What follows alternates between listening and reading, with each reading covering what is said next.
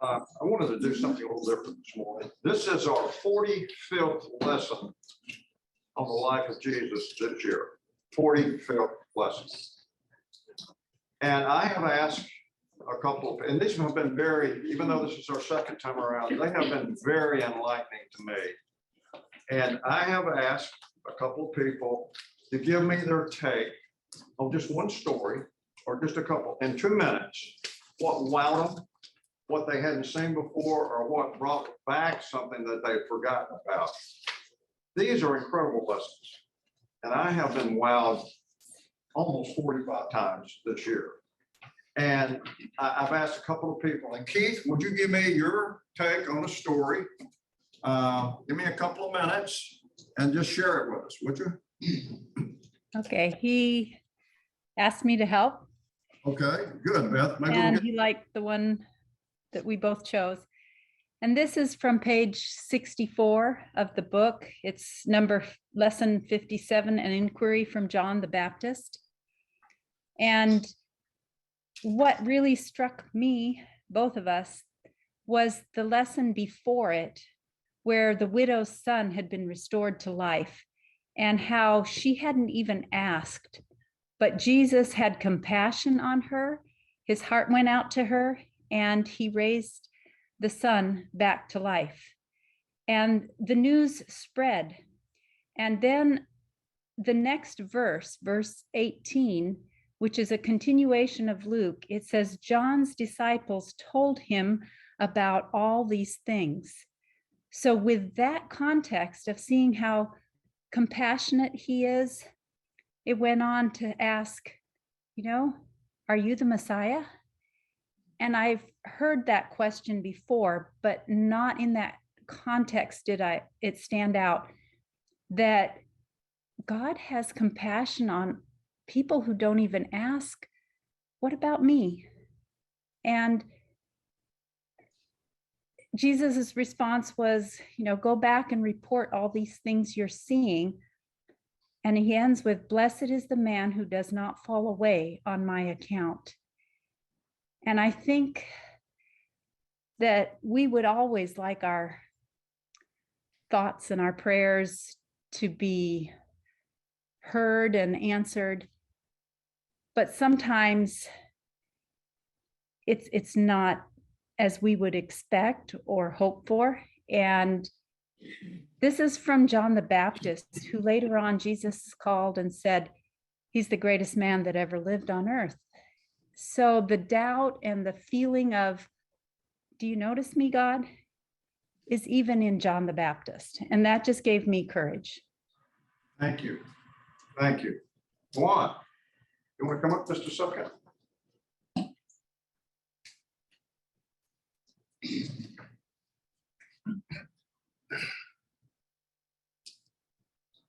In 1983, I was going through a divorce.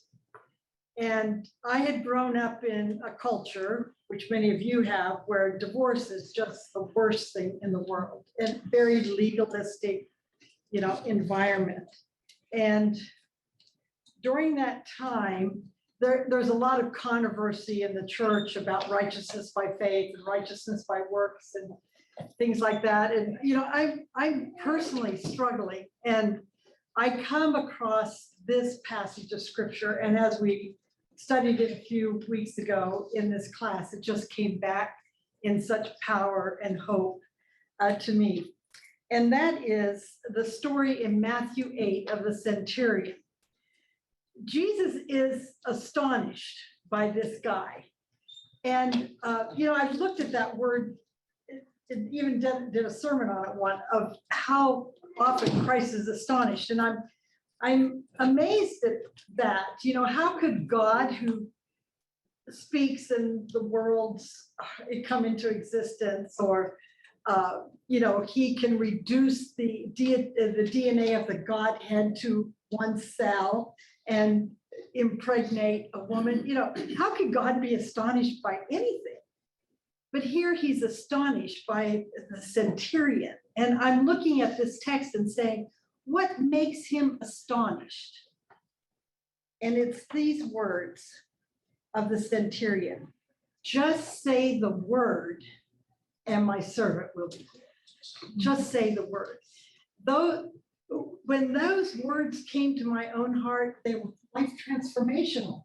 You know, all I have to do is lean into the word of God, and it transforms my life. And no longer did I struggle with that righteousness by faith or righteousness by work stuff again, because it is God's word that transforms my life.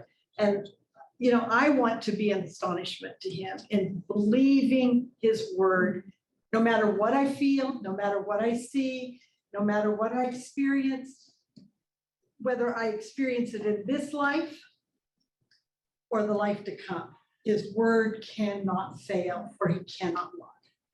Amen. Well, see you next week. I can't beat that. John, would you give us a take? Or did I get you involved in this? I didn't. Okay, never mind. I got you later, right? Yeah. You can do later, I guess. John's gonna, the world gets smaller. And you're gonna see how small it is in about 45 minutes. But John does stand up. And we'll get to our lesson here in a second. When Doug, now there's been so many things that kind of just grabbed me this year. When Doug, the last thing was when Jesus healed the demonic man. And at the end of the story, this crazy man that you couldn't chain, you couldn't control, that was taking rocks and cutting themselves and beating themselves around. The whole village was afraid of him. He's living in a graveyard. He's sitting at Jesus' feet at the end of the story, clothed, cleaned up, bandaged probably. And the amazing thing, which we're going to get into in a few weeks, a few months, is that Jesus will soon feed 5,000 people in Judea on the west side of the lake, I guess. He had sailed over to the east side into the Gentile area. And later on, after he feeds the fourth, let me get through this. He's eventually going to reach, he's going to feed 4,000 people in Samaria. And all of a sudden, it dawned on me, as Doug said, how did all these people know about Jesus? He hadn't been over there preaching before.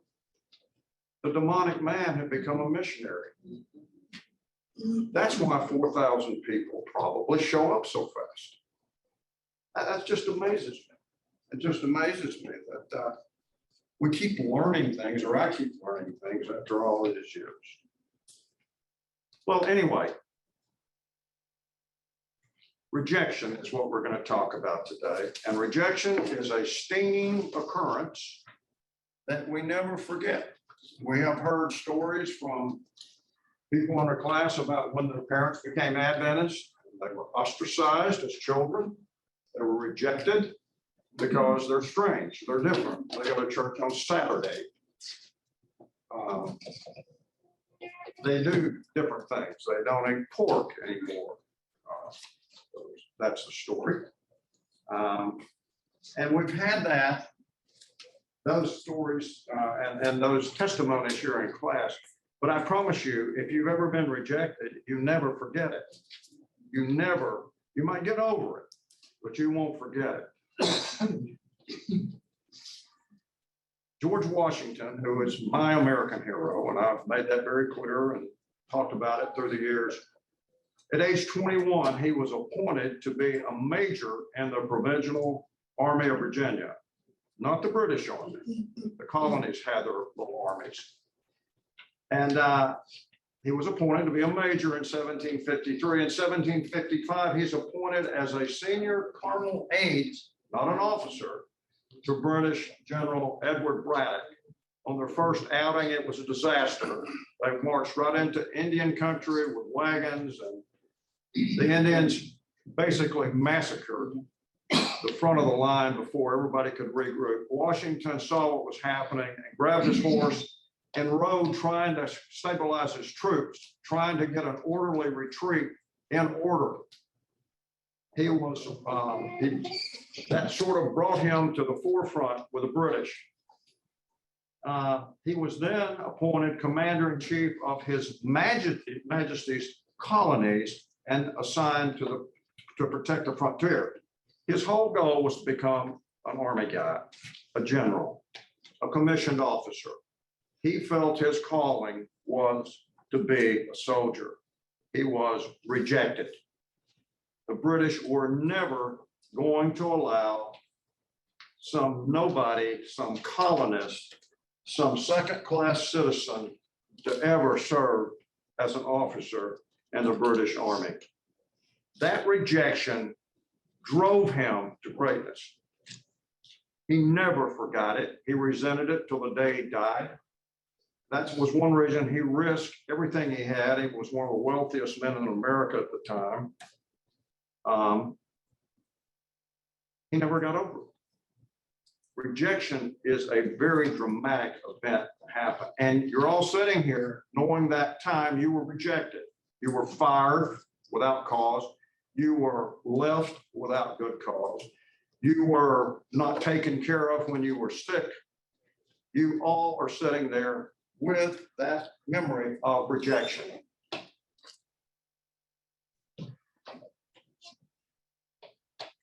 I thought about biblical characters who have been rejected. Who comes to your mind?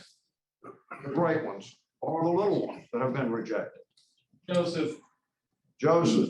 Is that what you said? Joseph. Joseph was in slavery for 13 years. 13 years. It's a long time. Who else? Jeremiah. Jeremiah. Nobody would ever listen. Nobody. But throughout his struggles, he stayed the course. One of the great ones. Who else? Noah. He was sort of a odd duck, wasn't he? Real odd duck. What else comes to your mind? Daniel. David. Daniel. Daniel was totally rejected by his peers, made fun of, constantly attacked behind the scenes, but yet he perseveres and comes out on top. David was rejected by his own father-in-law. He, like Joseph, was on the run for 13 years. Joseph and David have that in common, a 13-year stretch of hardships and rejection. I want to talk, before we get into our lesson today, I want to talk, and which is about Jesus' second trip to Nazareth. I want to go back to the first trip to Nazareth, and it's in your harmony, number 40. And Roy is going to read that in just a second. Let me get to it. Here, I'll tell you what page it's on. 42. Roy, you can tell me which page it's on. 42. 42. Roy, would you read that story from 40 to 41 there? Okay. He went to Nazareth, where he had been brought up, and on the Sabbath day he went into the synagogue, as was his custom. And he stood up to read. The scroll of the prophet Isaiah was handed to him. Unrolling it, he found the place where it is written, "The Spirit of the Lord is on me, because he has anointed me to preach good news to the poor. He has sent me to proclaim freedom for the prisoners and recovery of sight for the blind, to release the oppressed, to proclaim the year of the Lord's favor." Then he rolled up the scroll, gave it back to the attendant, and sat down. The eyes of everyone in the synagogue were fastened on him. And he began by saying to them, "Today this scripture is fulfilled in your hearing." All spoke well of him and were amazed at the gracious words that came from his lips. "Isn't this Joseph's son?" they asked. Jesus said to them, "Surely you will quote this proverb to me, 'Physician, heal yourself. Do here your hometown what we have heard that you did in Capernaum.' I tell you the truth," he continued, "no prophet is accepted in his hometown. I assure you that where there were many widows in Israel in Elijah's time, when the sky was shut for 3.5 years, and there was a severe famine throughout the land. That Elijah was not sent to any of them, but to the widow of Zarephath in the region of Sidon. And there were many in Israel with leprosy in the time of Elisha, the prophet, that no one of them was cleansed, only Naaman, who was a Syrian. All the people in the synagogue were furious when they heard this. They got up, drove him out of town, and took him to the brow of the hill on which the town was built, in order to throw him down the cliff. But he walked through the crowd and went his way. Welcome home, Jesus. I'd like to go back to the first verse. This is just something I noticed here. And it says, on the Sabbath day, he went into the synagogue as was his custom. And I know that there have been many times in our lives that we don't want to go to church and get up and get over here or get somewhere on Saturday morning. And I can assure you the same thing was happening to Jesus. Sometimes when he went into the church, there were things he didn't agree with. There were things he saw. There were things that he wished would change. But yet he went to church every Saturday morning like a good Jewish boy. That was his custom.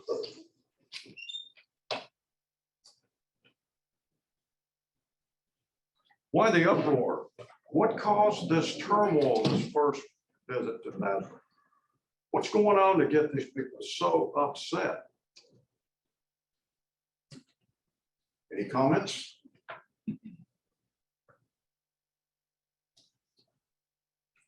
He's saying that the Messiah will offer salvation to not only Jews, but to all the other people. And he emphasizes the Gentiles in a huge way, and in your face way. Plus, they'd heard about him healing the royal official's son. They didn't like that. That official represented Rome. And we've all talked many times about how Rome was perceived by the Jewish nation. The people of his hometown are so prejudiced that they go into a violent rage, and then they become a mob. This is on Saturday. This isn't happening Sunday morning. This is on their precious Sabbath. They become a mob. It's a very disturbing scene. Very disturbing. Let's now switch to today, which is Mark 6, 1 through 6. It's the harmony, page 67. It's harmony 67, and that will be on page 82. Okay. And I'll read that. The final rejection of Jesus at Nazareth. And I'll read Mark 6, 1 through 6. Jesus left there and went to his hometown, accompanied by his disciples. When the Sabbath came, he began to teach in the synagogue, and many who heard him were amazed. Where did this man get these things? They asked. What's this wisdom that has been given to him that he even does miracles? Isn't this the carpenter? Isn't this Mary's son and the brother of James, Joseph, Judas, and Simon? Aren't his sisters here with us? And they took offense at it. Jesus said to them, only in his hometown, among his relatives, and in his own house is a prophet without honor. He could not do any miracles there except lay his hands on a few sick people and heal them. And he was amazed at their lack of faith. To make matters worse, if you look at, I think it's verse 3, 1, 2, 3, let's see where we are. Isn't this the carpenter? Isn't this Mary's son? This is a tremendous insult to say this about a Jewish man. He is never referred to as his mother's son. He is Joseph's son. And the first story we read, he was Joseph's son. Now he's Mary's son. This is the insult of insults for a Jewish man. This is going back to the fact that he was born out of wedlock. It's still going around town. They're not pro-gospel about it. And then it's just like, who do you think you are? You're an illegitimate kid, male man, and you're telling us all these things. Who do you think you are?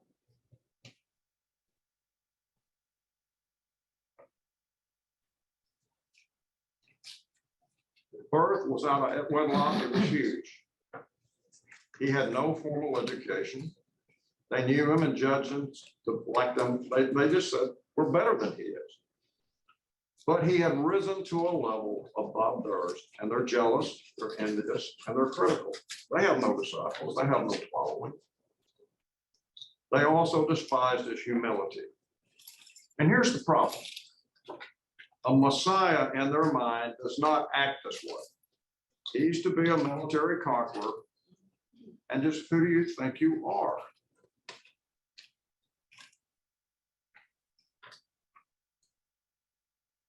The Jewish perception of their Messiah had to fit in with their Jewish history. This is not the first time they've been in trouble. They have been conquered before. They were in Egypt. And this was a political release. And don't get confused here. God sent the plagues. He put the pressure on Pharaoh. But Pharaoh did a political move and he released them from bondage. It's facts. Pharaoh released them. God put the pressure on him. But it took a king to release them. After the destruction of the temple, they've been taken to Babylon. And in 538 BC, Cyrus does a political move. He releases them so they can return to their homeland. Now we have Rome to deal with. Who is strong enough to swing the bat that the emperor will release them from their bondage? And this guy is not fitting the bill. How are you going to get Caesar to release us when you're telling us to love our enemies? I mean, can you imagine the conversations? This is not adding up to their history. How can an illegitimate carpenter's son swing the bat for me to get me out of these problems?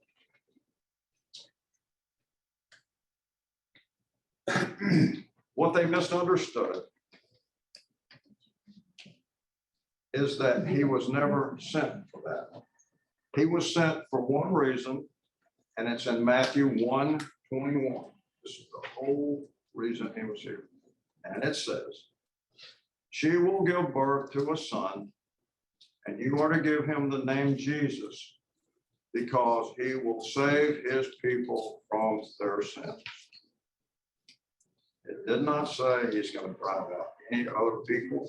It didn't say he was going to set up any kind of government. It says he will save the people from their sins. No conquering hero. Did not say he'll be a warrior or a David or a new Samson. He will save the people from their sins. You notice how calm Jesus was when all these things happened? How calm were you when the last time you were rejected? The last time you were fired? When your husband left you? When your wife left you? When you found out that your son is no longer going to talk to you anymore? How calm are you?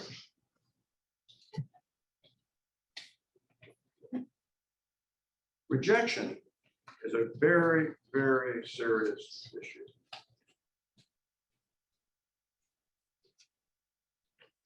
Jesus was amazed at their unbelief. And there's only two instances where you see the word, my Bible says amazed, some of yours says marvel, some say astonished. But in the New King James Version, it says Jesus was amazed at their unbelief. Only 2 times. The centurion, stone brought up, he was amazed at that faith. And since we're not eyewitnesses to that day, we don't have it on video. Can you really imagine standing there and seeing Jesus and the gravity of the situation? Seeing his body language. Jesus was amazed. And I would love to have seen his body language when he was rejected. It had to be a gripping moment for him. And it must have been devastating at times. Your thoughts on this so far? Any take on this so far? Roy, down to John. I was thinking about the fact that when you're rejected or when you have conflict like this, that if you believe in what it is that God has given you, you can still go forward. And that makes you stronger because nothing can break the bond that has been created. It says here, where did he get these things? What's this wisdom? He even does miracles. They could not gainsay his wisdom. They could not gainsay his miracles. They could not gainsay his doctrine. But in spite of all of that, they refused to accept him as Messiah. Abner. Go ahead, Beth. Beth. I wonder if the brothers and sisters were still in town or were at church that day. And what they were thinking if that was true. Well, we know we've already had one story about where they went to get him because they said he had lost his mind. So I don't know how much moral support he ever got at home during this period of his ministry. If your brothers and sisters think that you need to be institutionalized, it probably will not go well for your mission. It's tough when your family, if you have a family, I haven't, but the family is on your back about something and they're gossiping and stuff. Yeah, okay. It seems that they are most angry that he stands up and says, I'm not going to do the same works that I've done in other places. Like, it almost seems like that's their turning point. Like they kind of know who he is. And then they're so angry that he's not going to do those same things that they're willing to kill him. And if you think of how small this town is, everybody knew him growing up.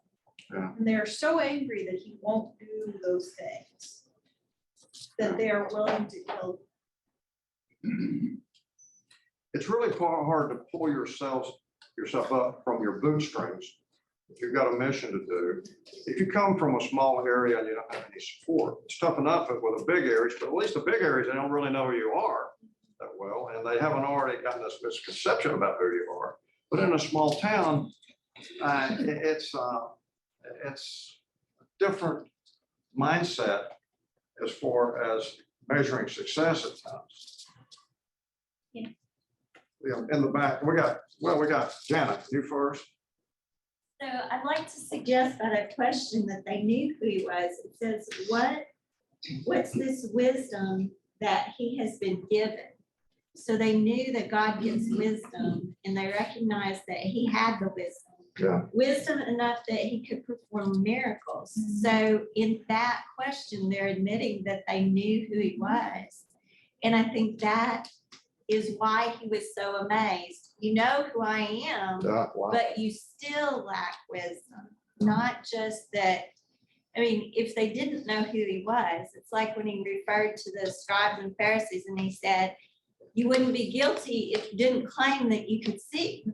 But now that you claim that you see, you're guilty. Yeah. Those that can't see, we don't hold them responsible for what they can't see. But in their question, I think it gives the answer to why they said that they let on that they knew. Yeah. And then he was amazed that if you know who I am, why won't you believe? All right, who is, well, let's just start. Go ahead. So, you know, they wanted to kill him and yet he died for us and our sins killed him. I think rejection often comes as a result of jealousy. You know, if someone is really competent at work, they're often the one that's fired because they're a threat to the powers that be. Or, you know, someone's prettier than someone else, they get rejected or marginalized. Amen. It's jealousy, and that's what appears to be happening here. You know, you are one of us, and yet you're doing all this, you know, there's a sense of,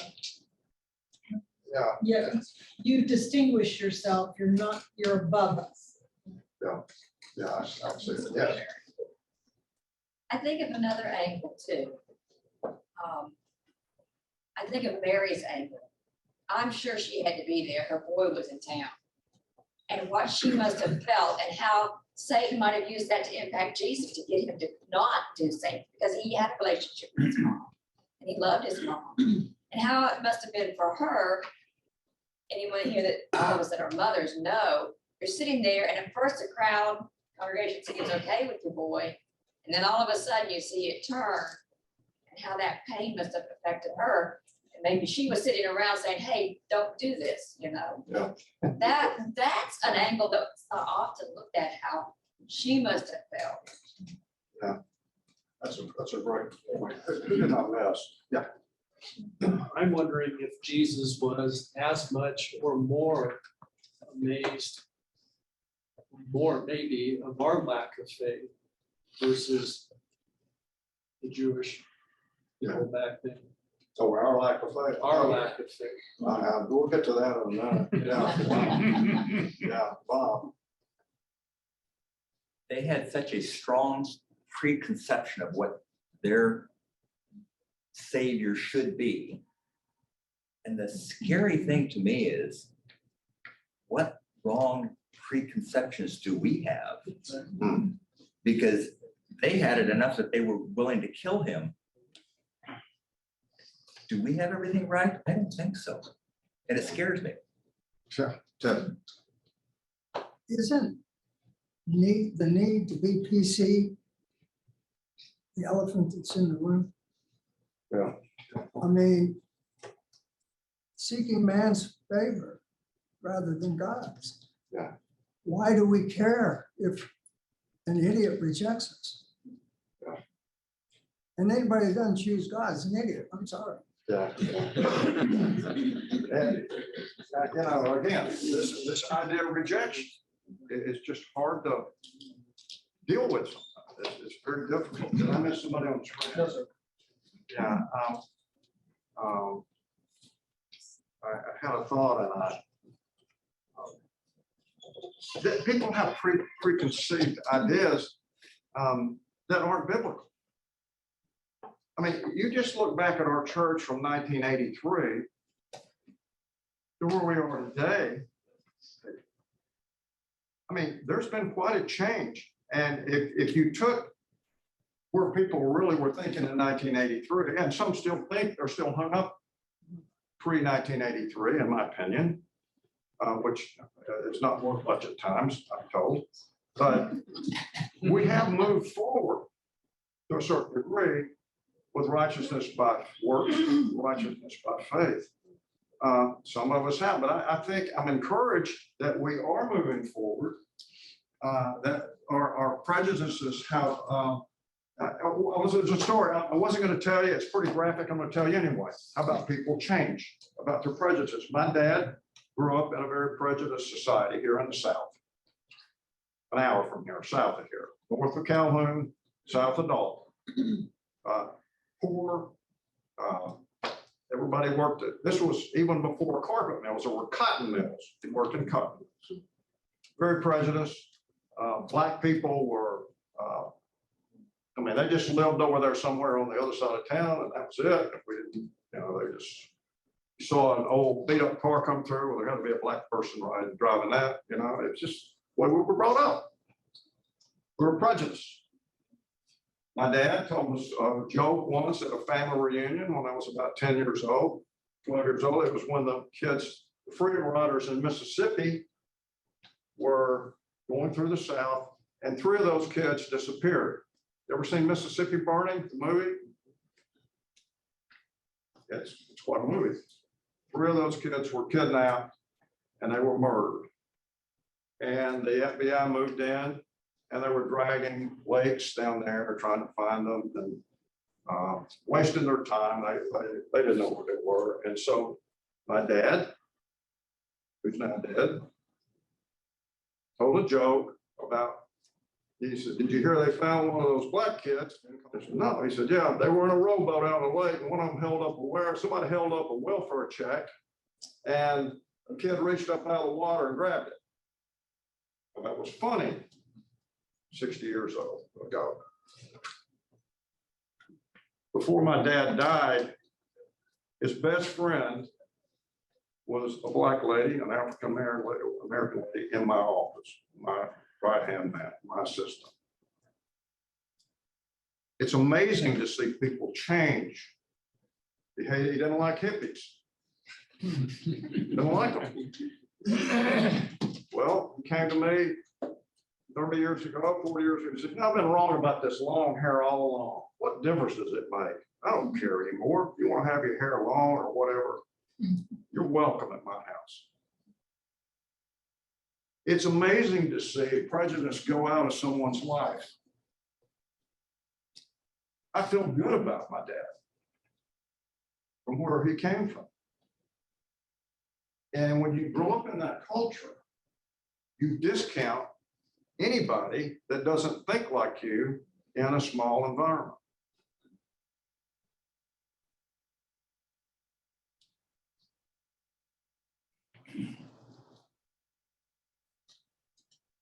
Would Jesus be amazed at your faith or amazed at your unbelief? I think that was the question that was brought up just a second ago. How do we overcome our unbelief? Question, how do you think we overcome our unbelief? Now, you've heard this question asked you all your life, but seriously, I mean, come on. How do we really overcome our unbelief? I think asking for help. Yes. Yes. When most people, when human beings are in trouble, whether it's sickness or what, they need help. And when you recognize, you get up one morning and you can't talk, you need to go to the doctor, you recognize, I need help. If we could come to a better understanding of when we need help on a faith basis, we'd probably be a lot better off. I want to read you something. And it's in Hebrews 12, 1 through 2. 2 verses. Therefore, since we are surrounded by such a great cloud of witnesses, let us throw off everything that hinders and the sin that so easily entangles, and let us run with perseverance the race marked out for us. Let us fix our eyes on Jesus, the author and perfecter of our faith, who for the joy set before him endured the cross, scorning its shame, and sat down at the right hand of the throne of God.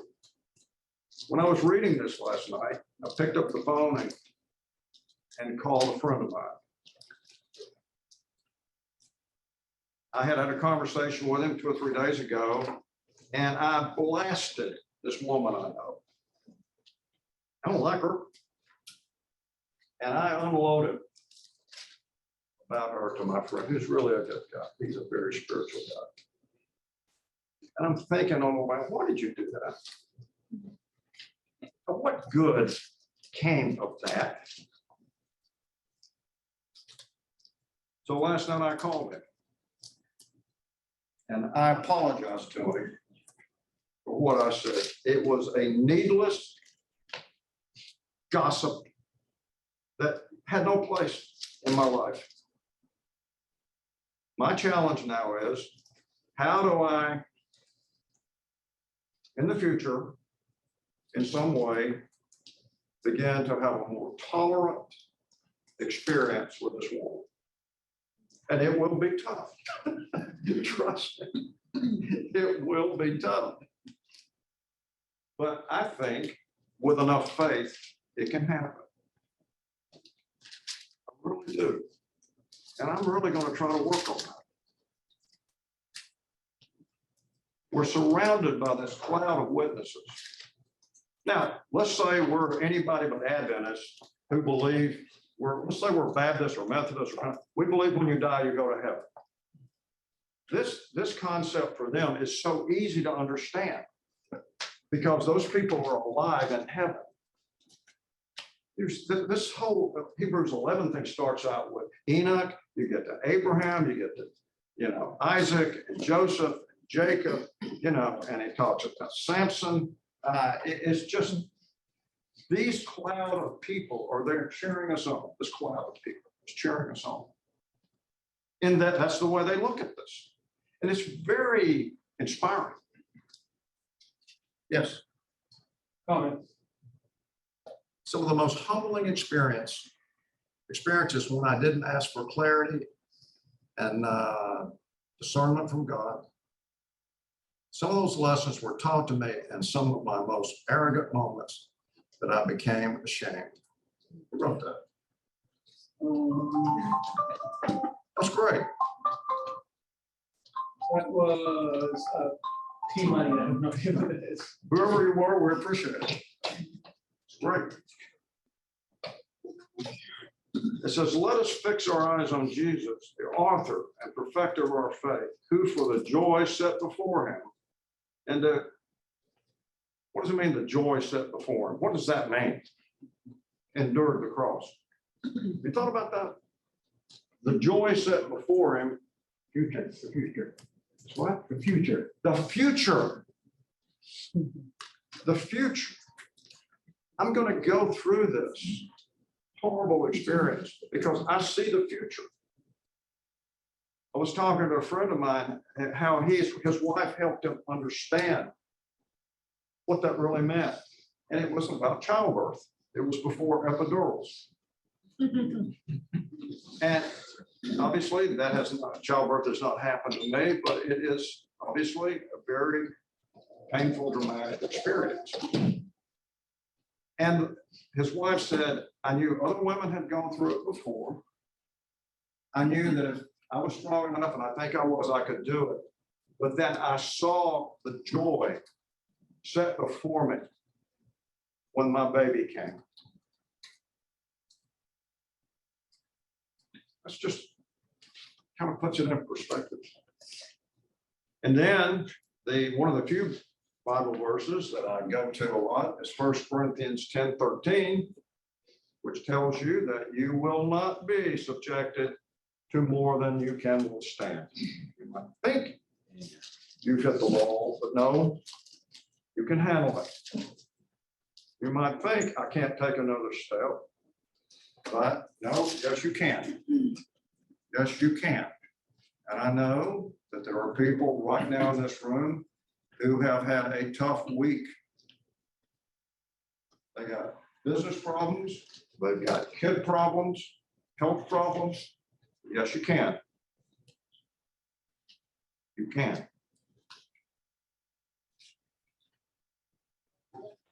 Those with ardent unbelief, yes. Yeah, Marlene. Yeah, there've been so many thought-provoking comments going on around today. You ask, how can I avoid not having that reaction towards this person again? And then we think about Jesus in Nazareth, the second time he visited and the first time his rejection. I think one of the problems or secrets is knowing the person, the relationship that you have with the person. When you know that truly the person, you are less inclined to hurt or or challenge the person because you know his or her inner being and you know their thought process. In the case of Jesus in Nazareth, that rejection was really hurtful because they were so close to him. I mean, he visited other cities. He was rejected everywhere, but it didn't hurt as much as with his loved ones, you know, and that he said to his disciples, when you visit a city and they reject you, just shake the dust out of your sandals and move on. But when it's with our own, the people that you think that know you, the people that you think you have a relationship, that's really when it's so hurtful. And the people in Nazareth probably didn't see or hear everything that Jesus had done in other places. I think where I'm trying to go is if we truly want to accept people as they are, it starts by getting to know them, getting to see what is it that I am doing that causes this reaction. And that's what Jesus said, pray for your enemies, love them, because he knows that we cannot reject or despise those that we pray for. Thank you. Thank you. Well said. Well said.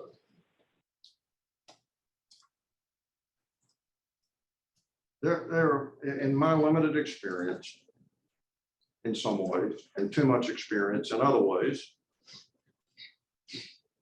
I have come to believe that a lack of faith will harden you into unbelief. I have, through some hard knocks, learned a lot of things in this world. And I'm one of those guys that has to experience, make the mistakes probably, to really understand it and experience it and share with others.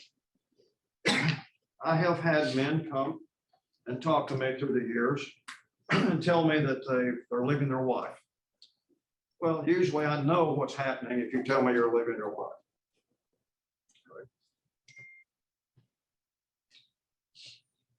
So I began to think through these things and try to talk to these guys and say, try to reason with them, because I know they've got a girlfriend.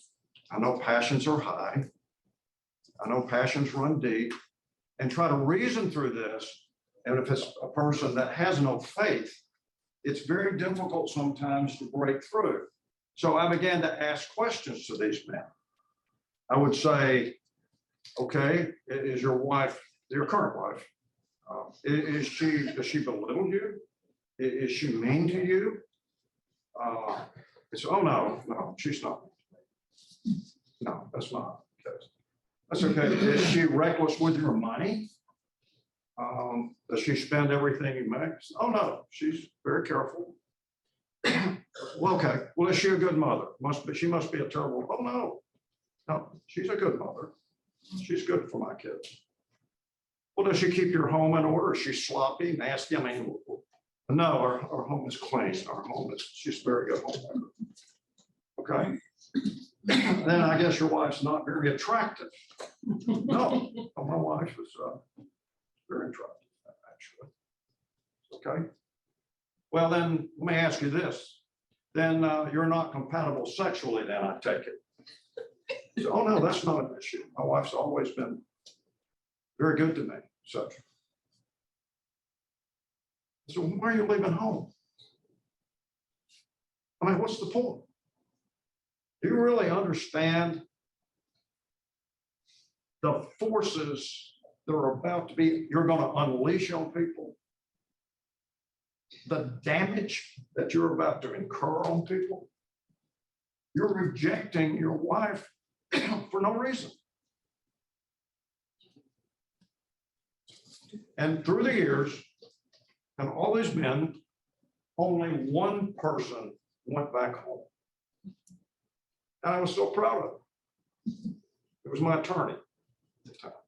And he came to me years, I didn't know this, he came to me years later And he said, I'm so glad we had that conversation. And naturally in my life, it's okay, what was the conversation?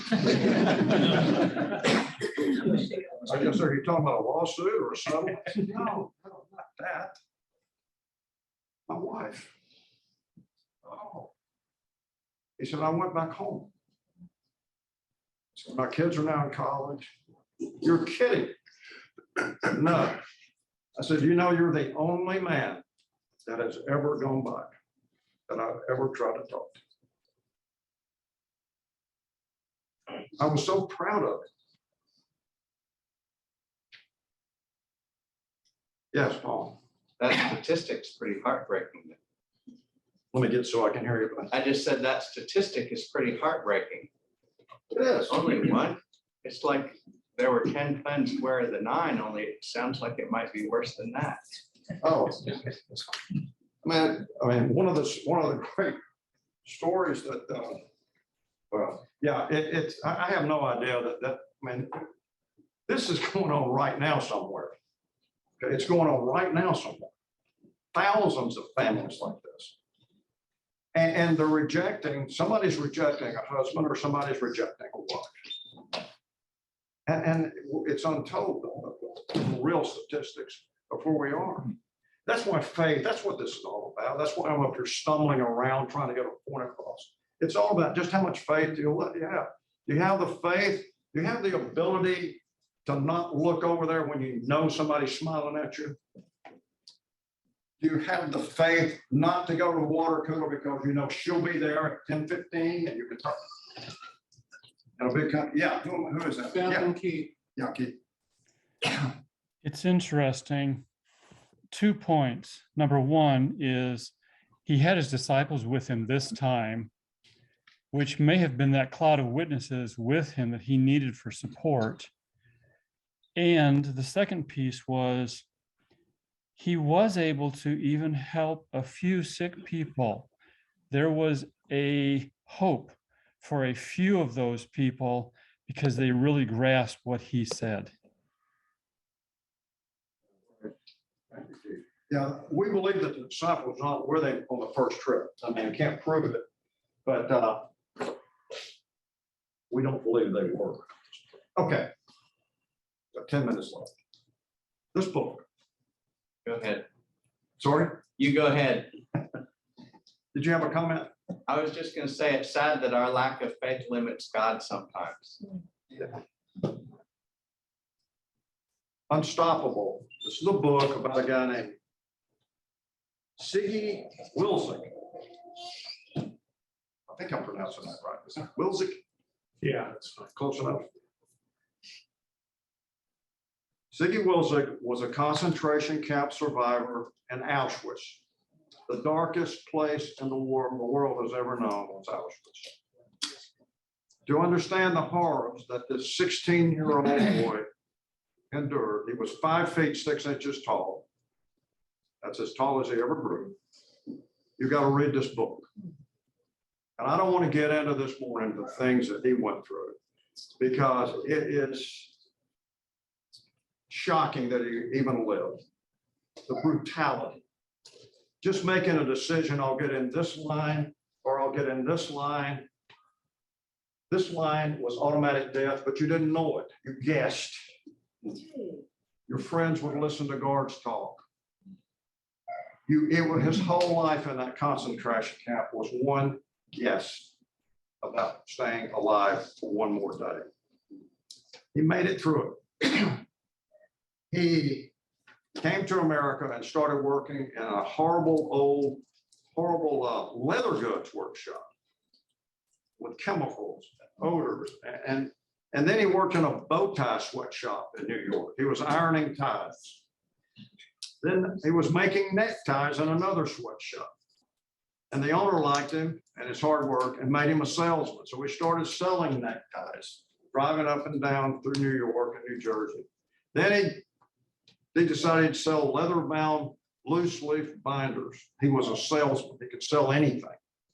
He was selling himself to the guards at Auschwitz. Oh, I can do that. I've got machine shop experience. He'd never been in a machine shop. Yeah, I'm a carpenter. He never had a hammer. He was selling himself constantly. He was rejected. When he went to his future mother-in-law's house and knocked on the door to see her daughter, she opened the door and slapped his face. That's not the beginning, usually the beginning of a good relationship. But he does get married. He takes over his father's cemetery business, and the business flourishes. He begins to study stocks, financial planning. He buys books on it. And even though he can hardly make ends meet, he starts buying tiny bits of stock in a company named Wilshire Oil Company. And he keeps kind of getting a little better off financially, a little better, but he's still struggling. He's paycheck to paycheck or worse. And he doesn't like dinner parties, but he's invited to a party and there's some pretty high profile people there. And he wants to be around those people. And he meets a guy named Saul Diamond. They start talking. Saul Diamond has stock also in Wilshire Oil Company, but Saul has a lot of stock in Wilshire. And they begin to talk, and he tells Ziggy, he automatically likes this little guy, that Wilshire Oil Companies could do better, but their board is too old, they're too strung out, they're not good business people. Tell you what, you come to work for me, I'll get you in the company, and let's start working on a turnaround plan. I'll back you. But he's still not a CEO. He's working his way up fast. Ziggy's mission was to topple the president of Wilshire Oil because the guy didn't know what he was doing. It was like David taking on Goliath. The first thing that Ziggy does when he gets his job, he reviews the annual report, and it is revealed that they have not filed their annual reports, which is a big no-no if you're a public company, and all other kind of things. And I'll race through this. The board reads the review. He gets enough. He finally gets enough stock that he can address the board. I'll cut to the chase here. He gets his relatives to buy stock. He buys stock. His boss buys stock. Everybody that he knows buys stock. He finally gets enough stock to address the board, and he walks in and he tells them, look, you don't know me, but my group now wants to work with you, but we're not going to be pushed aside any longer. We'll either work with you, I'll shake your hand, or we can do it the hard way. And these old guys are sitting there listening to this little Jewish guy walk in, an unknown. And he does this, takes off his coat, he rolls up his sleeve, he shows them his tattoo from Auschwitz. And he starts to tell them the things that he has endured. He said, I have fox-like abilities. Do not reject me. Don't take me lightly.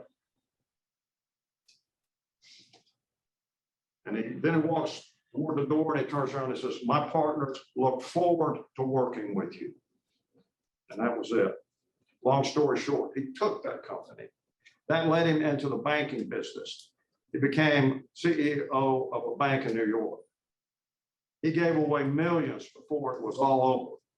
He dined with heads of states, presidents. And then I saw this picture. Pop that thing up there. Now, this is how small the world is going to be today. I've already told you that Jerry Arnold and John Cosgrove's dad were state patrolmen in Michigan, but Jerry and John never knew each other. Decades later, they meet each other in a little podunk town, Collegedale, Tennessee. John goes back to Andrews after he gets a degree in leadership. Now, I saw this picture in the book. Ziggy is now at the height of his power. He's addressing the cadets and an officer at West Point. And I look at the date, it's like 1974. I said, wait a minute. I know a guy that went to West Point about that time. So I called John last night. I said, were you in that meeting that day? Yes, I was. It was the first time a Jewish Auschwitz survivor had ever addressed the Corps. So I would like for you to take a few minutes and tell us what happened that day in your humble opinion.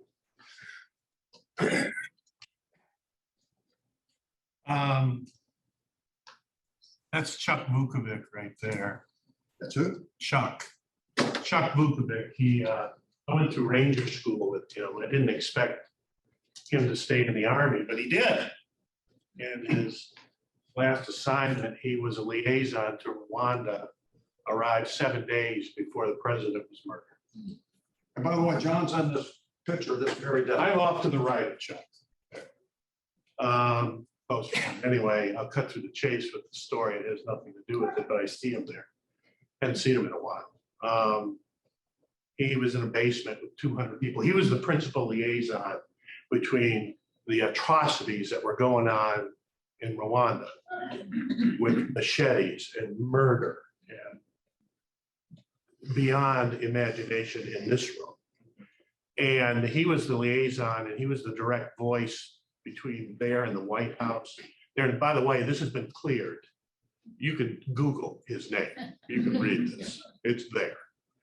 And he went and hotwired 2 buses and some cars at 2 a.m. and got those 200 people out of that basin and saved their lives. He should have got the Medal of Honor. Came back, PTSD, institutionalized for 3 years because what he had to do, what he saw. He's doing fine now. Anyway, I saw his picture there. And every time I can give a man like that credit, I'm going to. Ken calls me and I said, yeah. And then I began to think, why do I remember this? I mean, you go to all this stuff all the time. And there were 2 presentations that I remember. I remember this one, and I remember a man who spent 5 years as a POW. And he talked about his experiences there. And that's what causes you to remember, because this is so unique, having somebody in front of you who went to Auschwitz. I mean, I toured Dachau, which was nothing like Auschwitz. And so what do I remember about the presentation? And you hit a bullseye here with this class, absolute bullseye. Because what he said is exactly what you said. It was interesting. What Ziggy, he didn't talk about the rejection that he felt. You're right. There were 2 lines. I remember this. You don't know which line's which, but one line went to the showers, one line didn't. And it made no difference if you were a male, a female, a baby. It didn't make any difference. And then he says, I remember a German officer going behind the building and throwing the canister in. And you know what? It didn't bother me. When they got loaded on the cattle trucks or the cattle cars to go there, he talks about they were so crowded, they could not sit down. They could hardly shut the door. And he goes, and I was just hoping the person next to me would die so he could fall down so I'd have a place to sit because I couldn't sit. So every time we stopped, they'd haul dead people out of there. And I was hoping it was somebody close to me so I could sit down. He says, I am embarrassed to admit that. Those thoughts, I don't feel good about myself. And so his talk was not so much about how he was rejected, but it was about a journey inside that he has taken, that we take. That's difficult. It's hard sometimes when you sit there and look inside yourself and think, not when I was rejected, but when I rejected you, or I rejected somebody else. I was hoping the person next to me died so I could sit down. Sure glad I didn't get in that line. Whew. Dodged a bullet there. These thoughts are not particularly attractive to visit, but extremely healthy to visit so that we don't have to repeat our mistakes in the future. I think that what was said here earlier about, well, how does that happen to us? He talked about this. How do you get to those places where you reject people, where you get wrapped up? And a lot of it is because all the other people around you, Jesus goes into Nazareth, and there were probably some people there that kind of felt bad for Jesus. And, but no, they got wrapped up in the crowd. That peer pressure can do that to us. And you get wrapped up in the frenzy and you do things that you're not particularly proud of. but you wish today you had the courage to have done something. We can't do anything about, the message he gave is we cannot do anything about those things. But we can do something about the future. And that journey inward, that reflection inward is helpful, as painful as it is, to help us be better with each other. You know, there are some people that stop being friends with some people because they wouldn't take the vaccine. There's some people that I don't like you anymore because you believe in Trump or you don't believe in Trump or you're a Republican, so I don't want anything to do with you. Isn't that ridiculous? I don't want anything to do with you because you're black or you're white or you're, and that's one of the things he said, you know, one of the quotes he said when I thought about it was everybody bleeds the same. He kept saying that. I think we need to think about this. And that was inspired by the talk he gave, which is, you hit the bullseye. Thanks. Thank you, John. Isn't that weird, strange, amazing that John's in the room that day? Here we are today. That just blows me away. The question is, how's your faith today? How you doing? Gonna make it another week? Some of you are flying high right now. Some of you are stumbling around, trying to find your way. It's Christmas. Next week is Christmas Day. Doug will be teaching.